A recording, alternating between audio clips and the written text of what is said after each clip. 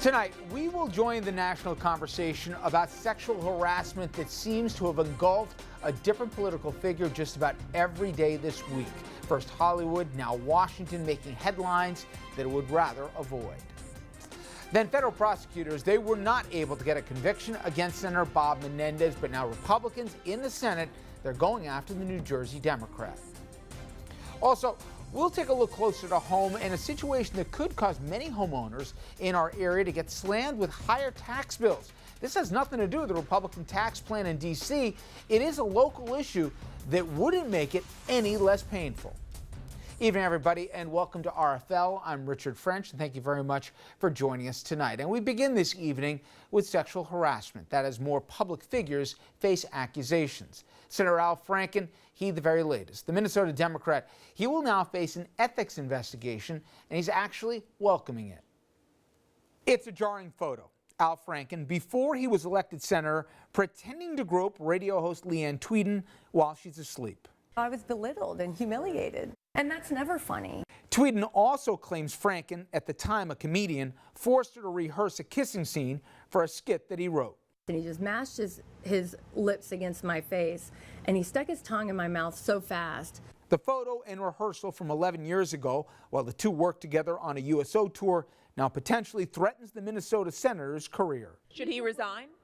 It needs to be looked into. Franken said he doesn't remember the rehearsal as Leanne does, but he apologized in a statement writing, "The first and most important thing is, I'm sorry. And about the photo, there's no excuse. I look at it now and I feel disgusted with myself. It isn't funny. It's completely inappropriate. It's obvious how Leanne would feel violated." Tweeden calling the apology heartfelt. I do accept it. I think he realized how people felt about it. Now it's a different time. 2006 is not 2017. But then there's the situation of Roy Moore. As we've been telling you over the past several days, a Republican Senate candidate from Alabama, he is facing growing calls from fellow Republicans to get out of the race. Several women, they have come forward with very common stories, saying that he either tried to sexually assault them or acted inappropriately to them when he was in his 30s and they were as young as 14. He, to this end, is refusing to step aside, a point that his wife reaffirmed today. Take a listen.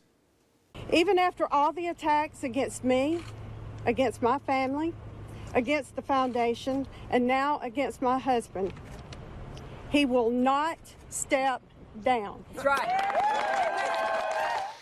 And while polls show that it's going against Mr. Moore, apparently other Alabama Republicans are still standing by him, including the governor, Kay Ivey, fully supporting Moore, saying that she will vote for him despite these allegations. And more accusations coming out, and more victims feel comfortable coming forward. In a broader sense, are we seeing real changes? Are we at a turning point? Well, joining us now is Elizabeth Cronin. She's the director of New York State Office of Victim Services. Obviously, we're in a watershed moment, a long overdue conversation about this, but do you find even yourself making it difficult to reconcile where exactly we are with this debate? Because by the hour, the volume of the claims change. It's no longer limited to obviously just Washington or to the entertainment industry, but so many other places. And people aren't sure, especially since they're not criminal investigations, many of them, what they should or shouldn't do. We're really in uncharted territory here, aren't we? Yes, and it's a good thing, because we really needed to have this conversation for a very long time. The process seems to be sped up a little bit because of all of the disclosures that are coming forward, but this is a subject that has been verboten for a very long time and ignored, and it's really time that we start to address these issues. We saw on the campaign trail more than 10 women coming forward with claims of harassment or abuse at the hands of then candidate, now President Trump. He said they were all liars. We obviously saw what happened with Ms. Tweeden. Obviously, there was a photo that was attached to it, and alleged horrible behavior on the part of Senator Franken. He acknowledged it happened. He gave an apology. She happened to be pretty gracious about it, but now there's going to be an ethics investigation, as there should be, at the Senate. But if you want to be cynical going forward, you could say, if there wasn't a photo, deny, deny, deny, because it's a he said, she said in this particular circumstance. And that's where I think we may get into a dilemma where people are going to start to see not just politicians, coming forward, accepting any responsibility will carry consequences. And I don't have sympathy for him versus somebody like a Moore or like a Trump, despite the volume of accusations, to just say they're all liars here, come up with evidence, but otherwise he said, she said. Yeah, I mean, that's a concern for me as well. But I think, of course, you can look at it that someone is more honorable by coming forward, but they may suffer more political consequences. And I'm not saying they shouldn't, by the way. Right. But I'm just saying the converse is, I think the messaging is going to be not just limited to the political arena, just deny it. And then where are we? Well, I mean, that's sort of how our criminal justice system operates as well, right? Yep. Because you plead not guilty, and then if you choose to, you can go to trial. And so... But there's no trial here. It's just a court of public opinion. It's a court of public opinion, exactly. And, the thing is about he said, she said, under the law, in criminal law, for example, it's enough for a victim to come forward and state what she says or he said happened to them. And that's enough under the law for there to be a criminal conviction. And so it's not a he said, she said situation where she gets to have her say, he gets to have his say, and then they decide. He has certain protections to not have to incriminate himself, but you can go on the basis of the victim's testimony. The problem has been that historically that doesn't always work out for the victim, and certainly here, when you use the Cosby case as an example, or even the Weinstein case, that it takes a lot more than one or two people coming forward to say this happened to me in order for there to be belief in the court of public opinion that this actually happened.